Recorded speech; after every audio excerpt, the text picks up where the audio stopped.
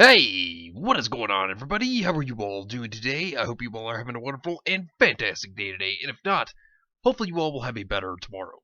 So today, I wanted to have a discussion on the importance of world exploration, and why it's always best to explore the world that you create with a series. Not only that, but I want to look at the good and the bad that RWBY has done when it comes to the situation, because RWBY has done both good at times and bad at times with this, and how it can be improved upon. So sit back, relax, I hope you all enjoy, and let's go ahead and get started.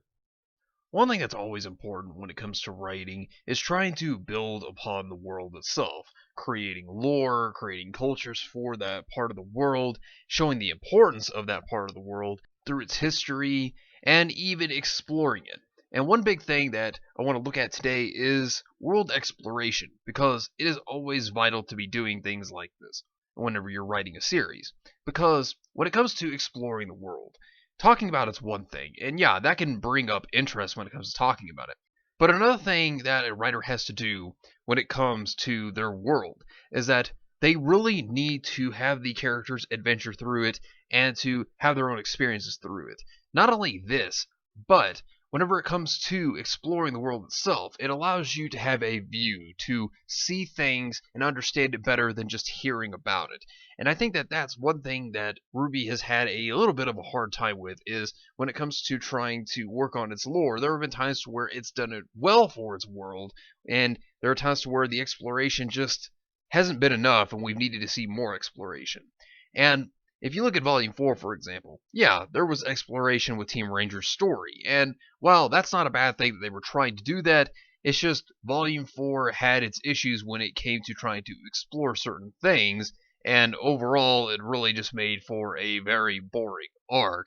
I mean, the best part was really just Kuroyuri, I think, and Lyren and Nora's story, and learning more about Kuroyuri and what happened to it, but for the most part, when it comes down to it, the world exploration within Volume 4 wasn't the best. It wasn't really all that good, and it really just kind of left a dry taste when it came to a lot of Volume 4 when it came to adventuring around for Team Ranger. But when it came to the end of Volume 4, in the finale, right before Volume 5 had even come out, they showed off Mistral, and this obviously led the audience to think, oh, well, we're going to finally get to see Mistral. We're going to finally get to see a kingdom and actually have it be explored, and this is going to be really interesting. This may actually be a really cool thing that they're going to do. And while there was hype for that, one of the biggest issues that happened was that they didn't really explore it. And considering that Mistral is one of the 4 kingdoms, it's one of the most important places that they really need to world build on. One of the most important places that they even need to explore. Well, it didn't really get the attention it deserved, and they had many opportunities to work on Mistral. And when it came to Vale, Vale was explored pretty decently. It wasn't too bad. But in comparison to Mistral, Vale was definitely explored way better than how Mistral was, considering that Mistral, yeah, the protagonist just sat in a room for literally 10 chapters out of an entire volume, rather than exploring it. Now, of course, they did have some World of Remnant before Volume 5 had come out, talking about different kingdoms and things of that sort, but that's one thing to world build, but it's another to be able to explore and to see the characters' experiences through that part of the world, to let the audience even get an idea for it. And I want to go over some of the good examples. While Mistral may have failed in these regards, one of the things that really did do well was the Mountain Glen arc. Now, I think personally, the Mountain Glen arc is one of the best arcs that RWBY has ever had in its history. And let me explain why.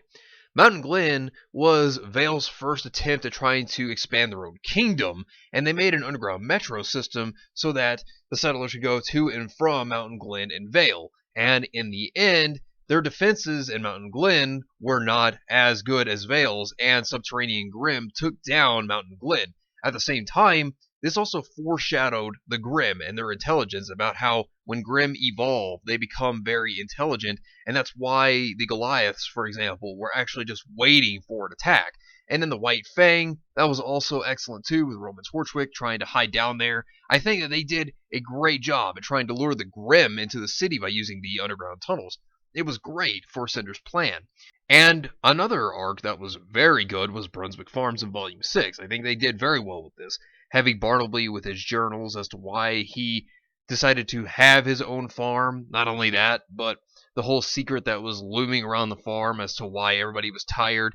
Whenever everybody got to the farm, they found that everybody was dead in their own beds, trying to put a mystery to it. I think that they did very good there. And then when the journalists went into the apathy about how there were these Grimm that would drain their own will, that day by day, everybody would just continue to feel apathetic. They would just be tired. They didn't have the energy to do anything. They didn't even care to do anything anymore. And this kept on until the apathy drained them dry, where they just died. I thought that that was absolutely fantastic. Not only that, but the mystery added to several things. And then when you look at it at the same time, then when they were exploring the well to find the relic, once the relic had dropped down, that's when the apathy showed up, and we actually got to see them for the first time. And this made RWBY kind of feel like a Scooby-Doo episode, but at the same time, this made me personally invested in Brunswick Farms. It made me interested in the area, and I really actually liked Brunswick Farms. I thought that was actually a really cool arc that they did. And hopefully they'll do the same when it comes to Atlas. Hopefully when it comes to Atlas, considering there's been so many things that they have foreshadowed and brought up about Atlas, hopefully they will explore it. Hopefully they won't pull a Mistral, and they'll provide more than just talking about it, but actually exploring it. Maybe get the opinions of other background characters, or maybe even a character becomes important in Atlas. And then they just make us actually care for Atlas. Actually develop it as a part of the world that is interesting, because if you only bring up something but you don't explore it, it doesn't really entirely expand upon it.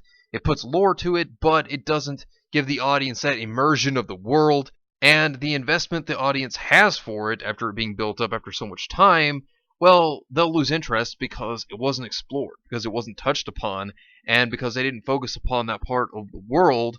And then it just seems like it's boring. And I don't want Atlas to be another Mistral. I don't want it to sit there and not be explored. I hope there will be a good amount of focus on the city itself. I hope that we will get to see things about the Shinides Company. I hope that we'll get to learn more about Faunus discrimination by actually seeing it. Witnessing it makes it come to life. And with it being lively, it makes it interesting. And seeing the characters' experience through the city itself would be interesting. I would love to see that, and I hope that they actually do bring Atlas to life in Volume 7. But anyways, let me know what you think down below. Do you agree? Do you disagree? Let me know in the comment section down below. But anyways, thank you all for watching. I hope you all enjoyed, and if you did enjoy, hit the video with a like, subscribe if you want to see more content like this, share this video with your friends if you found this informative or useful, and follow me on Discord. Link is in the description down below. But anyways, I hope you all have yourselves a wonderful and fantastic day today, and remember, if today was not a good day, tomorrow could always be better. Take care of yourselves and everyone around you, and have yourselves a good one out there, everybody.